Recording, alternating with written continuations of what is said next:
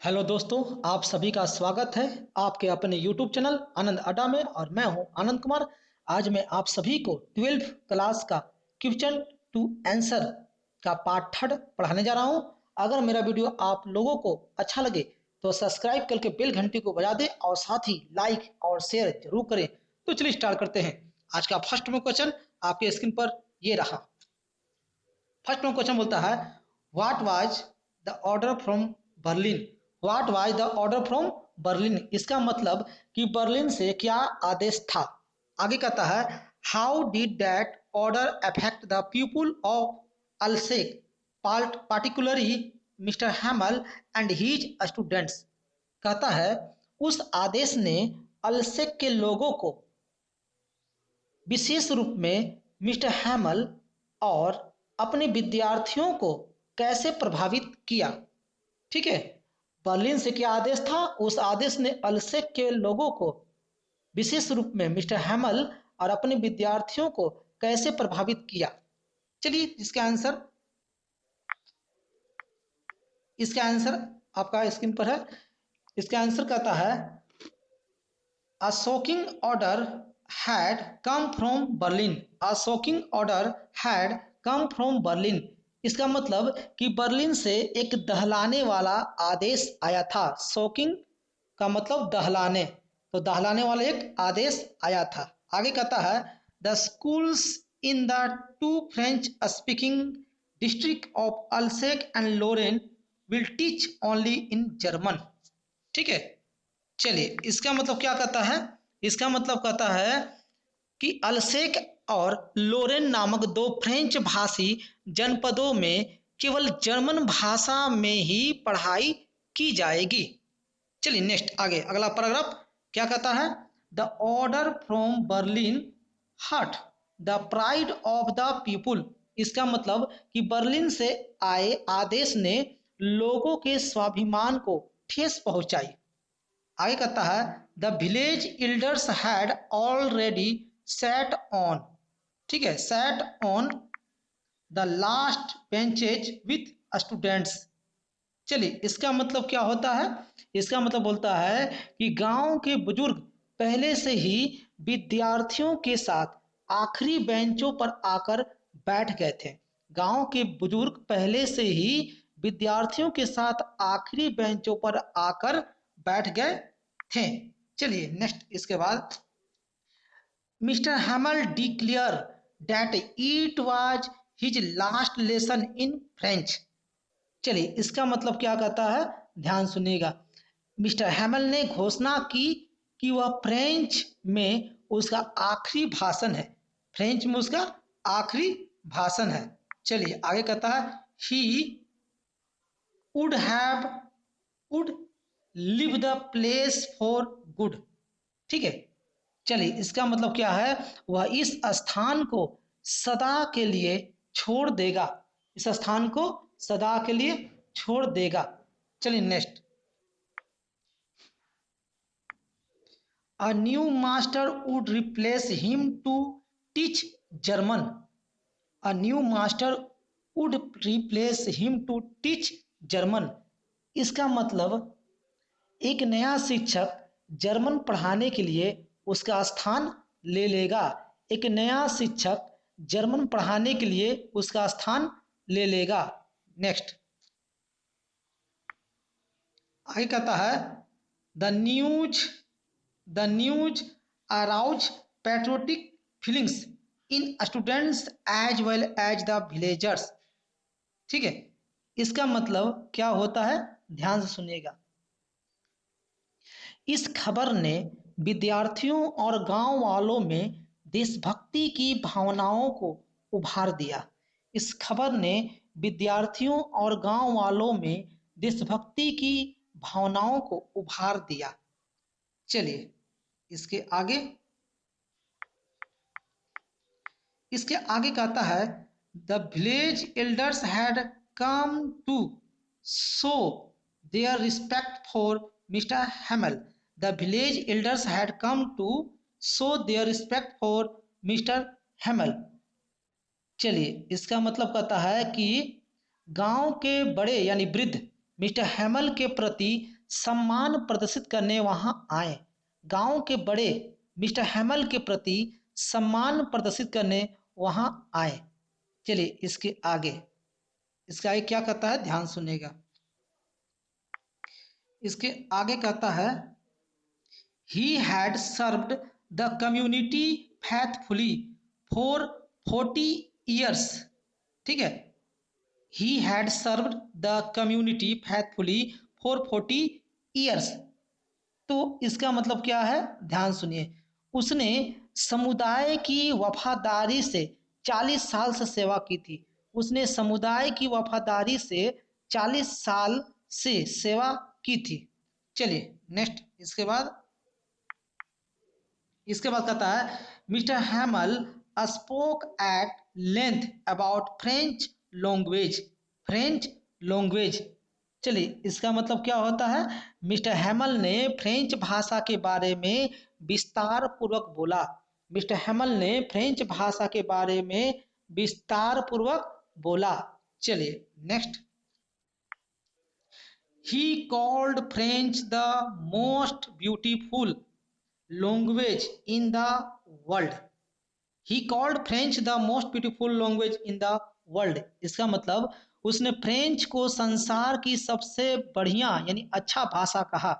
उसने फ्रेंच को संसार की सबसे बढ़िया भाषा कहा। ठीक है, चलिए नेक्स्ट, इसके आगे ध्यान दीजिएगा। इसके आगे क्या है, इसके आगे कहता है it was the clearest and the most logical language. इसका मतलब वह सबसे अधिक स्पष्ट और तर्कपूर्ण भाषा थी। वह सबसे अधिक स्पष्ट और तर्कपूर्ण भाषा थी। चलिए नेक्स्ट आगे, he expresses his dismay that the people of Alsek were quite indifferent to the learning of French। ठीक है, ऑफ फ्रेंच इसका मतलब क्या है, ध्यान सुनिए। उसने अफसोस जताया कि अल्सेक के लोग फ्रेंच सीखने में काफी उदासीन थे। उसने अफसोस जताया कि अल्सेक के लोग फ्रेंच सीखने में काफी उदासीन थे। चलिए इसके बाद आगे कहता है he called upon them to guard it among themselves and never forget it। ठीक है, forget it इसका मतलब उसने लोगों का आह्वान किया कि वे अपने बीच इसकी रक्षा करें और इसे कभी न भूले। चलिए नेक्स्ट आगे, their language was the key to their unity and liberation मतलब उनकी भाषा उनकी एकता और मुक्ति की कुंजी थी। उनकी भाषा उनकी एकता और मुक्ति की कुंजी थी। और लास्ट लाइन आपका कहता है everyone listen to him with rapt attention and respect. मतलब प्रत्येक ने उसे पूर्ण ध्यान और सम्मान से सुना। प्रत्येक ने उसे पूर्ण ध्यान और सम्मान से सुना। चलिए अब इसके बाद अगला क्वेश्चन, ये फर्स्ट नंबर क्वेश्चन समाप्त हुआ। नेक्स्ट क्वेश्चन में आते हैं, सेकेंड नंबर क्वेश्चन लीजिए। सेकेंड नंबर क्वेश्चन आपके स्क्रीन पर भी आ चुका है। अब सेकेंड नंबर क्वेश्चन क्या कहता है, ध्यान सुनिए। सेकेंड नंबर क्वेश्चन कहता है draw a correct sketch of Mr. Hamel as it is shown in the last lesson। मतलब द लास्ट लेसन में दिखाए गए के अनुसार मिस्टर हैमल का चरित्र चित्रण या वर्ण रेखाचित्र बनाए।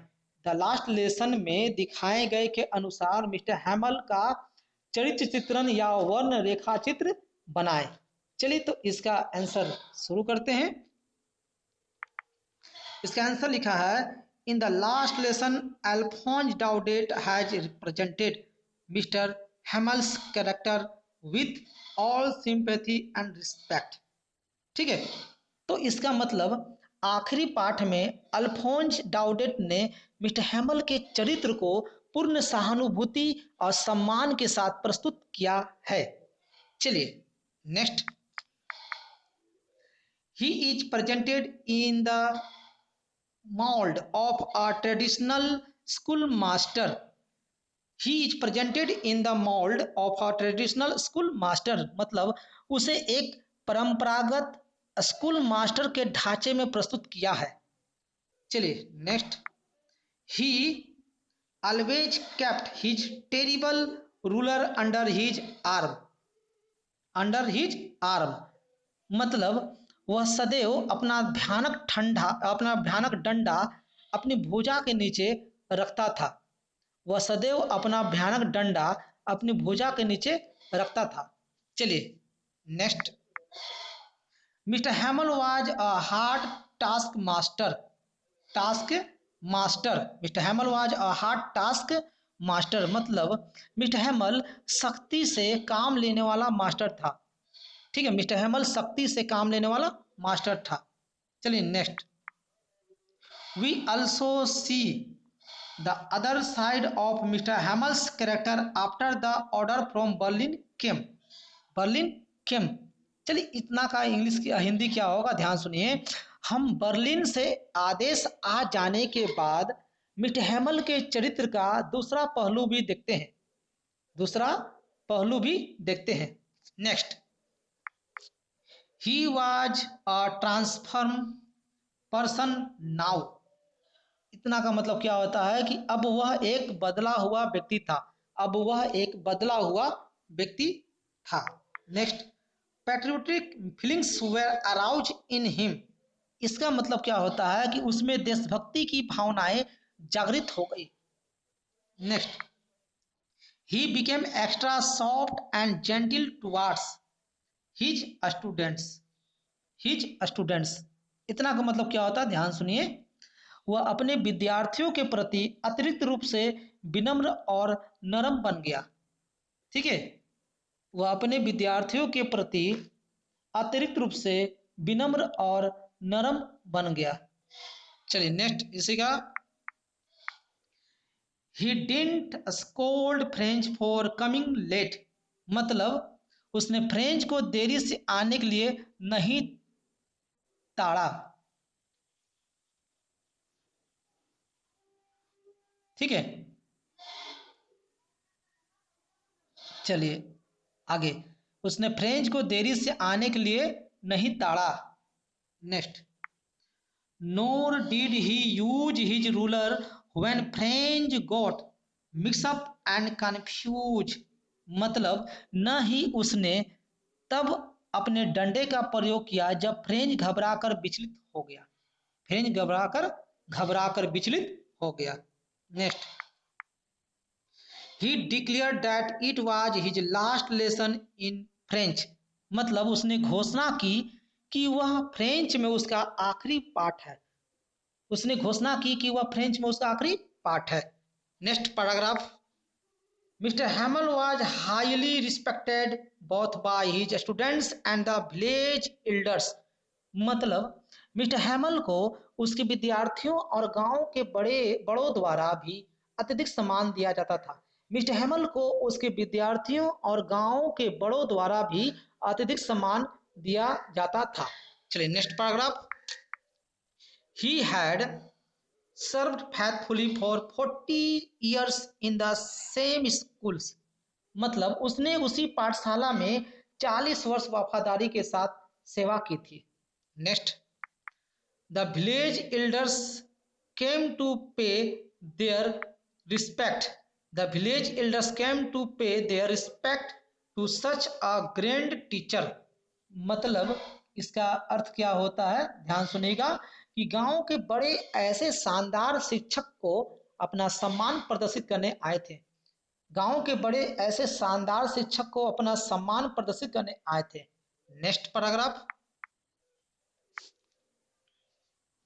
नेक्स्ट पैराग्राफ ध्यान से सुनिएगा, mister हैमल loved French and French, mister हैमल loved France and French from the core of his heart, मतलब मिस्टर हैमल फ्रांस और फ्रेंच भाषा को अपने हृदय के अंतर्भाग से प्रेम करता था। मिस्टर हैमल फ्रांस और फ्रेंच भाषा को अपने हृदय के अंतर्भाग से प्रेम करता था। Next line, he considered French as the most beautiful language in the world, मतलब वह फ्रेंच को संसार की सबसे खूबसूरत भाषा मानता था। चलिए, और लास्ट लाइन इस क्वेश्चन, सेकेंड नंबर क्वेश्चन का आंसर का लास्ट लाइन क्या कहता है? He asked the Frenchman to guard it among themselves and never to forget it. मतलब उसने फ्रांस के लोगों को इसकी अपने बीच रक्षा करने और कभी न भूलने के लिए कहा। उसने फ्रांस के लोगों को इसकी अपने बीच रक्षा करने और कभी न भूलने के लिए कहा। चलिए, समझ में आ गया आपको? सेकेंड नंबर क्वेश्चन भी समाप्त हुआ। थर्ड नंबर क्वेश्चन लीजिए। थर्ड नंबर क्वेश्चन आपके स्क्रीन पर आ चुका है, ध्यान से समझिएगा। थर्ड नंबर क्वेश्चन क्या कहता है? लिखा है who was French. Who was French मतलब क्या होता है? फ्रेंच कौन था? Next, what did he think about mister Hamel. मतलब उसने मिस्टर हैमल के बारे में क्या सोचा था? मिस्टर हैमल के बारे में क्या सोचा था? Next, did he change his views about mister Hamel. मतलब क्या उसने मिस्टर हैमल के बारे में अपने विचार बदले? चलिए next, illustrate at least two changes that came in French towards his teacher and French। चलिए, इसका मतलब क्या होता है? ध्यान सुनिए। कम से कम दो बदलावों का वर्णन करें जो फ्रेंच में अपने शिक्षक और फ्रेंच के लिए आए थे। कम से कम दो बदलावों का वर्णन करें जो फ्रेंच में अपने शिक्षक और फ्रेंच के लिए आए थे। मैं शुरू से इसका क्वेश्चन का आंसर पढ़ता हूँ, समझाता रहा हिंदी। फ्रेंच कौन था? उसने मिस्टर हैमल के बारे में क्या सोचा था? क्या उसने मिस्टर हैमल के बारे में अपने विचार बदले? आगे कहता है कम से कम दो बदलावों का वर्णन करें जो फ्रेंच में अपने शिक्षक और फ्रेंच के लिए आए थे। तो चलिए इसका आंसर अब शुरू करते हैं। इसका आंसर क्या है? ध्यान सुनिएगा। इसका आंसर कहता है, ध्यान समझिएगा। इसका आंसर कहता है little French was a student of a school in Alsace. मतलब छोटा फ्रेंच अल्सेक के एक स्कूल का विद्यार्थी था। Next, mister हैमल was his school masters. School masters मतलब मिस्टर हैमल उसका स्कूल मास्टर था। नेक्स्ट कहता है French was not a brilliant student. मतलब फ्रेंच एक प्रतिभाशाली विद्यार्थी नहीं था। फ्रेंच एक प्रतिभाशाली विद्यार्थी नहीं था। Next, he didn't prepare his lesson on participles. He didn't prepare his lesson on participles मतलब उसने कृदंत तो पार्टिसिपल्स का मतलब था भाग लेने वाला, पर अपने पाठ को तैयार नहीं किया था। उसने भाग लेने वाले पर अपने पाठ को तैयार नहीं किया था। Next, when he was asked to recite them he got mixed up and confused। मतलब जब उससे उन्हें सुनाने को कहा गया तो वह विचलित होकर परेशान हो गया। जब उससे उन्हें सुनाने को कहा गया तो वह विचलित होकर परेशान हो गया। नेक्स्ट,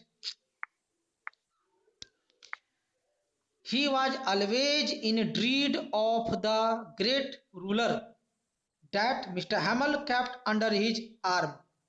इतना का हिंदी क्या कहता? ध्यान सुनिएगा। कहता है वह उस महान डंडे से सदा भय खाता था।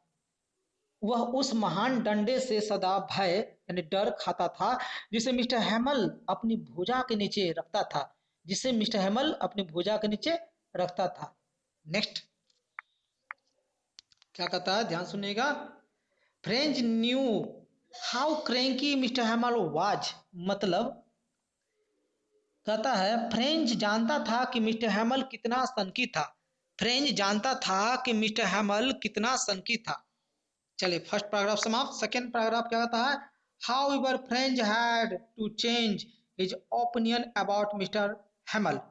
मतलब क्या कहता है कि फिर भी फ्रेंच को मिस्टर हैमल के बारे में अपनी राय बदलनी पड़ी।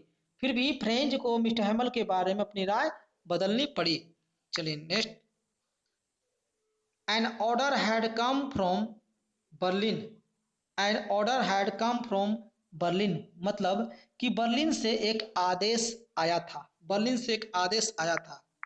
आगे क्या है? German language was impose on the people in Alsace. इतना का हिंदी क्या है कि जर्मन भाषा को अल्सेक में थोप दिया गया। जर्मन भाषा को अल्सेक में थोप दिया गया। चलिए नेक्स्ट लाइन ध्यान सुनिएगा। When he came to know that it was the last lesson of Mr. Hamel, his views about him changed। इसका हिंदी क्या है? जब उसे यह पता चला कि यह मिस्टर हैमल का आखिरी पाठ है तो उसके यानी हैमल के बारे में विचार बदल गए। जब उसे यह पता चला कि यह मिस्टर हैमल का आखिरी पाठ है तो उसके मतलब हैमल के बारे में विचार बदल गए। चलिए नेक्स्ट।